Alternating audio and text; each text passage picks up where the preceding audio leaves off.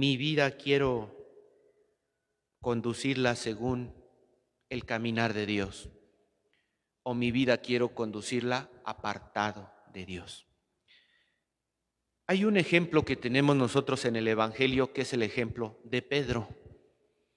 Pedro vivió mucho esa batalla y Pedro ya no era un jovencito. Vivió mucho esa batalla. ¿Voy a regir mi vida según mis criterios o voy a regir mi vida según los criterios del Señor? ¿Y cuántas veces Pedro incluso se le quiso anteponer a Jesús? No, Señor, eso no te debe de suceder a ti.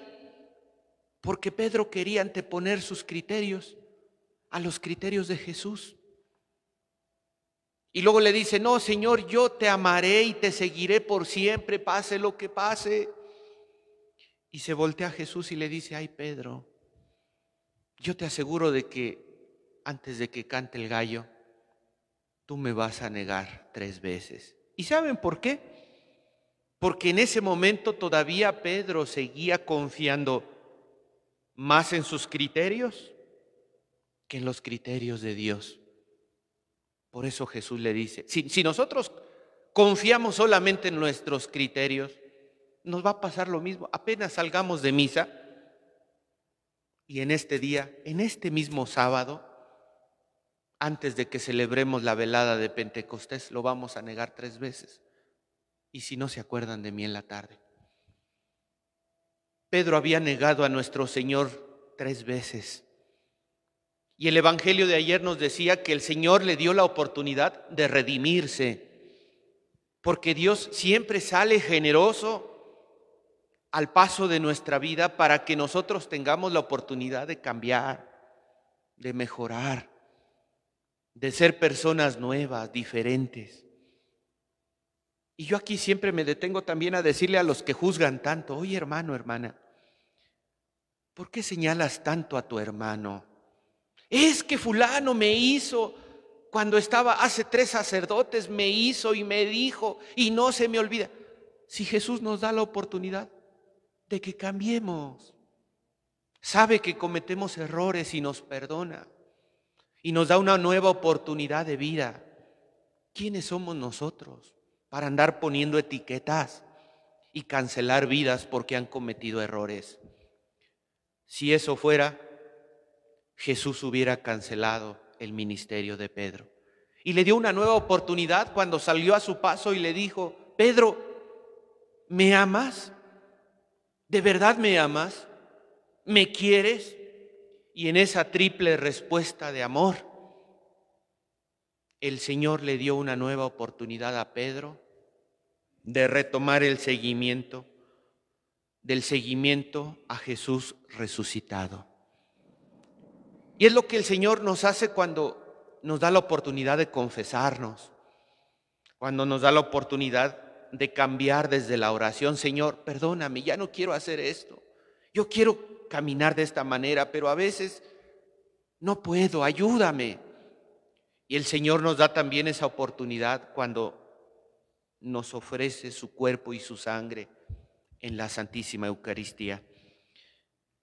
Con esa triple respuesta de amor, Pedro reafirmó su decisión de seguir a Jesús.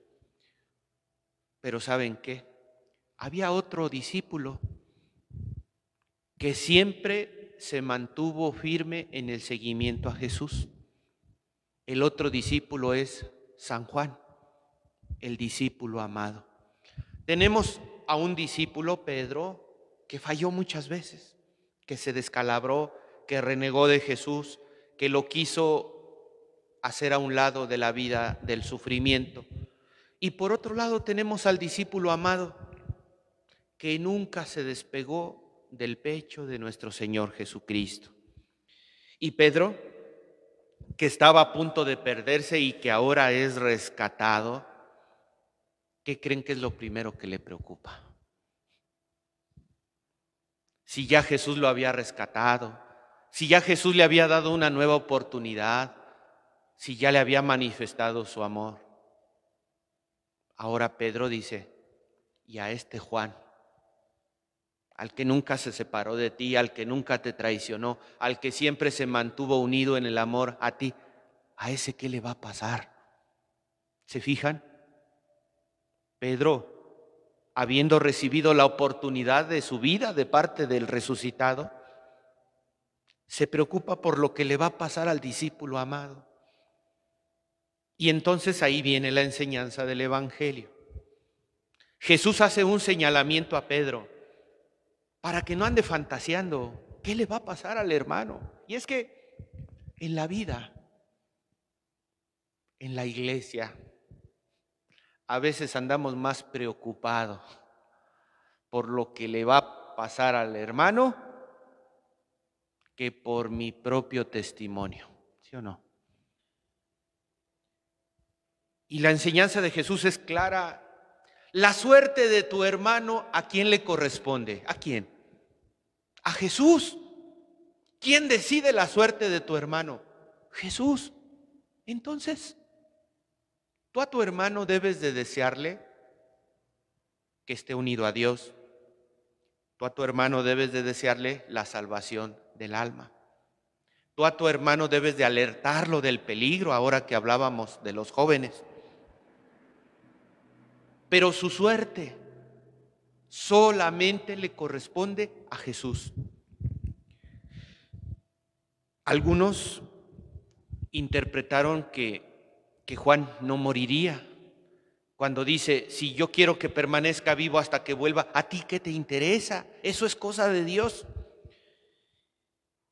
Pero esa teoría no se puede sostener porque cuando se empezó a meditar el Evangelio de San Juan, Juan ya había muerto. Entonces, ¿qué es lo que nos quería decir Jesús con esas palabras? Jesús nos enseña que lo que le debe de importar a Pedro es que permanezca unido a Jesús. Eso es lo que le debe de importar a todo discípulo, permanecer unidos a Jesús dando testimonio de Él. San Juan dio testimonio de Jesús a través del cuarto evangelio. Pedro dio testimonio de Jesús llevando a predicar el evangelio incluso hasta la ciudad de Roma, donde murió crucificado como Jesús. Eso es lo que nos debe de interesar a nosotros. Por eso podemos preguntarnos, ¿de qué manera yo estoy manteniéndome unido a Jesús, dando testimonio de Él hasta que Él venga? La propuesta de Jesús, y ya con eso concluimos, la propuesta de Jesús sigue siendo la de la última cena. Amar a Dios y amar al hermano como Jesús nos ha amado. Seguir fielmente a Jesús, entregándonos a Jesús en servicio a los demás. Eso es lo que realmente debe de contar para Pedro. Ese es lo que realmente debe de contar para los que seguimos a Jesús. Dar testimonio de su gloria, apacentando por amor a Jesús, incluso a sus ovejas, que es lo que veíamos en el Evangelio de ayer. Mientras venga Jesús, que nos encuentre preparados, que nos encuentre unidos a Jesús, que nos encuentre llenos de su amor, que nos encuentre dando testimonio en la misión. Y para eso nos envía a su Espíritu Santo, para que por medio del Espíritu Santo comprendamos la importancia que tiene en nuestra vida la presencia de Jesús. Nos envía la Eucaristía para que en la Eucaristía nosotros nos alimentemos y recobremos fuerzas nuevas para la misión. Así es como comunidad nosotros podemos tejer en la historia la presencia de Jesús, que no es otra cosa que una historia de amor entre Dios y los hombres. Que así sea.